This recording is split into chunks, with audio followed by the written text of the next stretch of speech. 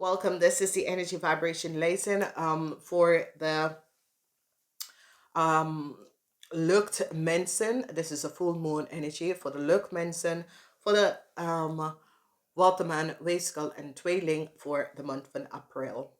Nou, we gaan even kijken. Niet vergeten, Tweeling, je bent de derde huis. Weegschaal, je bent de 7 huis. En Waterman Mensen, je bent de 11e huis. Oké, maar ik ga het in depth. Alrighty, the eerste house is a house van self.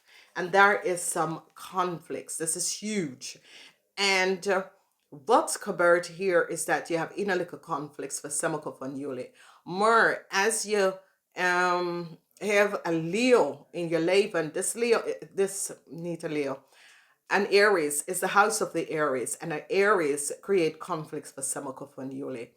As you have issues with a Leo of a Ram, de twee create conflicts voor jullie. Daar is een onderzoek dat heeft mee te maken met een Ram. En je ziet dus de military, politie, and there is inner conflicts. This person created so veel deceptiveness that it affect jullie waterman mensen. This person, ik gooi alle jullie onder de bus.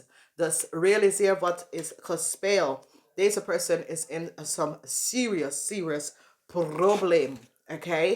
En die gooi je onder de bus. Dus word wakker, dames en heren. Oké. Als we kijken, de tweede huis van financial stability, bezetting, and it is good. Unexpected verrassing come in. Ik zie dat een young maagpersoon gaat jullie helpen.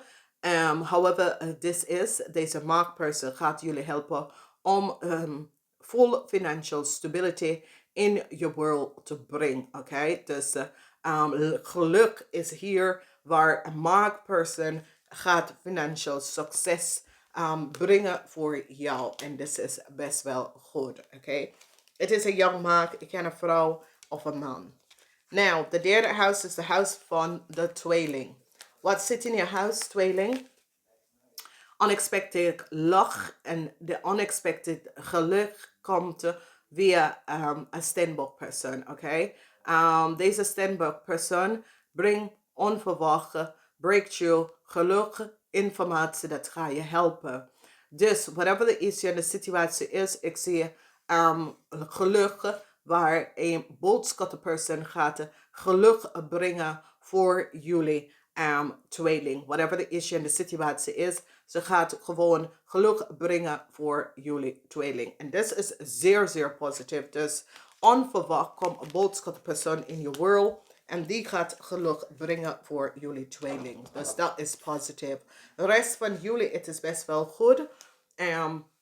Je krijgt help. Help komt binnen. En dat is positief in je environment. Dan in de family. Sommige van jullie have issues.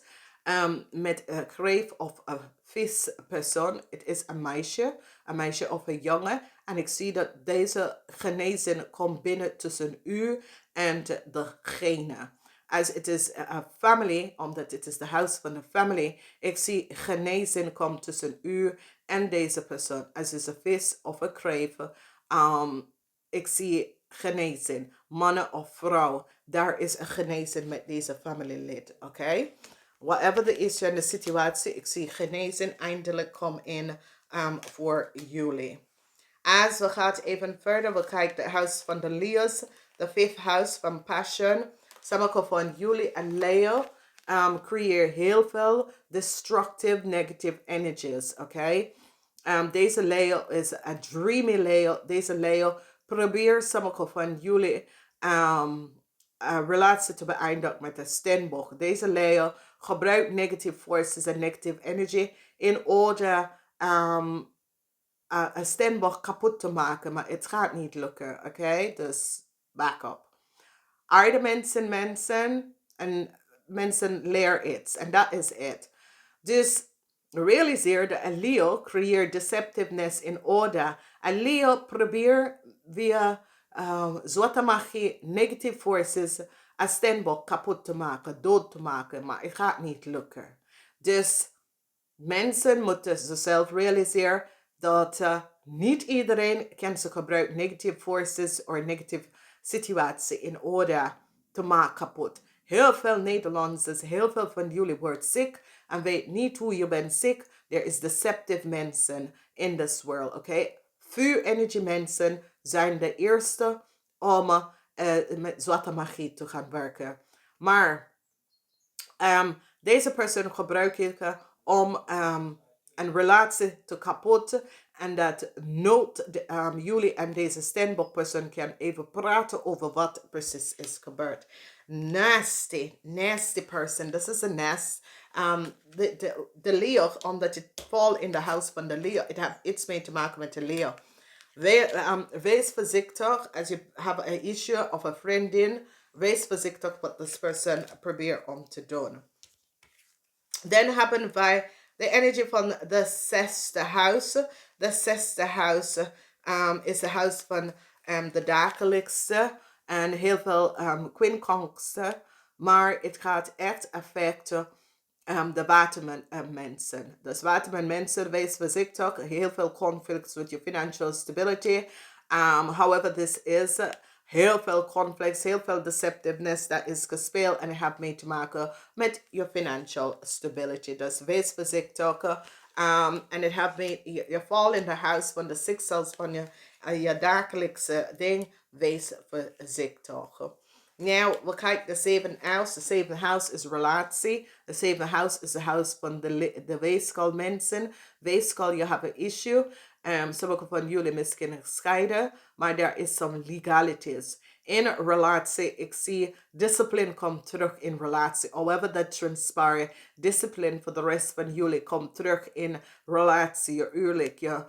Nou dat mensen zijn thuis, mensen zien elkaar en mensen moeten leren om even time out en niet door de ruzie. Maar voor jullie weegschaal mensen, omdat dit is jouw huis, wat gebeurt is dat daar komt een scheiding tussen u en je partner of een scheiding is aan de hand. Ik zie dat je hebt een issue met een stier, dat is een advocaat of zo. Dus ik zie de energie van een advocaat scheiding. Niet voor iedereen, voor sommige van jullie is discipline, maar voor sommige van jullie hebben je een issue met een advocaat.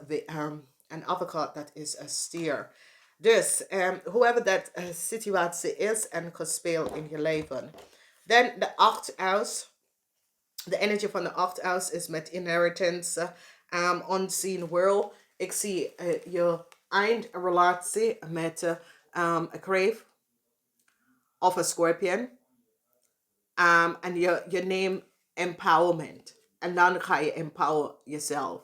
Dus ik ken een relatie, however this speel, je staat stevig in je schoenen en je neemt empowerment, oké? The conjunction of conflicts. En je neemt je empowerment terug, oké? Dus je gaat een relatie beëindigen met een Scorpion of een Crave en je neemt je empowerment terug, omdat deze persoon heb je gewoon je bezitting en dat allemaal genomen en gestolen van jou. Nou, je hebt geluk in de 9e huis. De 9e huis is de huis van reizen, buitenlanden en dat soort dingen. Je krijgt geluk over een deceptive play met een Leo. Jij krijgt de geluk. Je krijgt geluk over een deceptive play met een Leo. Sommige van jullie werken met een Leo. Deze Leo werkt van uit het buitenland. Jij krijgt geluk over een deceptive play met de Leo. Omdat de waarheid komt uit over een deceptive Leo. Dat even some reisdocument gebruikt. En jullie zag precies wat is gespeeld. Deze Leo is zeer deceptive. En ik zie dat ze woord kapak is een buitenlander mens. Dus geluk komt op voor jullie. Ik zie dat jullie op deze persoon opgegeven voor de leugens en deceptiveness wat zij heeft gedaan en creëerd. Oké? Maar er is een grote persoon daarachter wat is gebeurd. Nou, sommige van jullie, een Scorpionetje, man of vrouw, 50 jaar en ouder, zal je reputatie kapot maken. En ik zie dat de steenbok gaat jullie helpen om je reputatie even in balance om te brengen, oké? Dus whatever the issue en de situatie is, a deceptive Scorpion is je man of vrouw, 50 jaar en ouder, probeer je reputatie te beskaden. En nou, Stenbock ga je reputatie even genees brengen. Okay? En dat is zeer belangrijk als mensen proberen om de reputatie en is een oude persoon.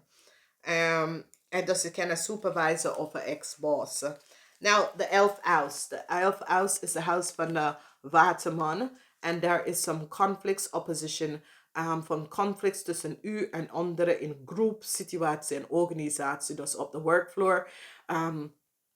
In groepen, however dat opkomt, ik zie dat sommige van jullie hebben conflicts, opposition van conflicts, okay? Dus, however it come out. Sommige van jullie het heeft mee te maken met weegschaal mensen, maar omdat jullie have creation van groot groepen mensen, ik zie dat je mening speelt een grote rol en het creëert opposition van positie.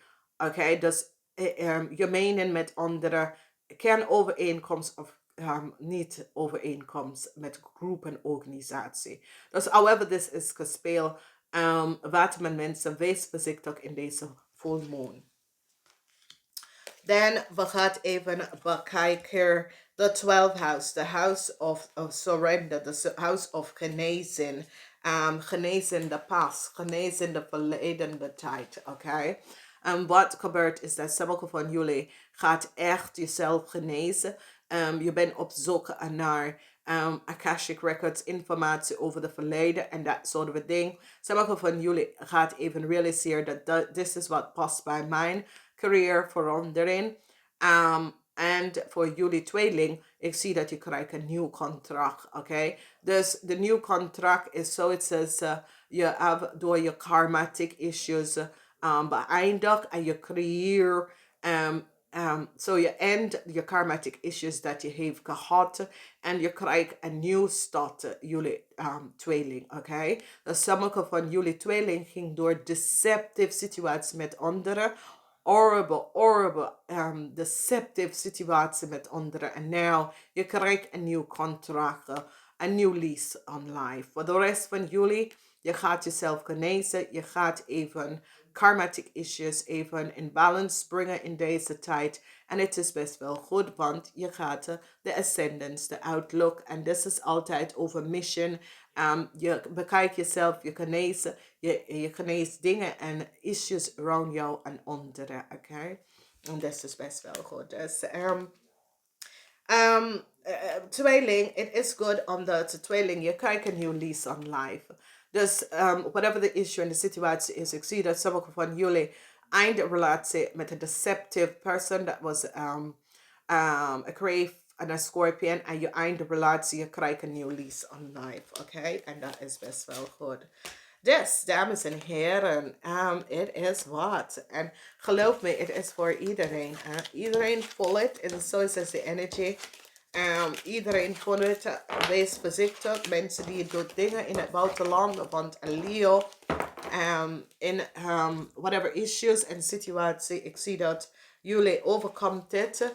En alle zaken in het buitenland worden opgelost. Dus wees voorzichtig. Dames en heren, ik moet best wel zeggen bedankt. Bedankt voor de steun.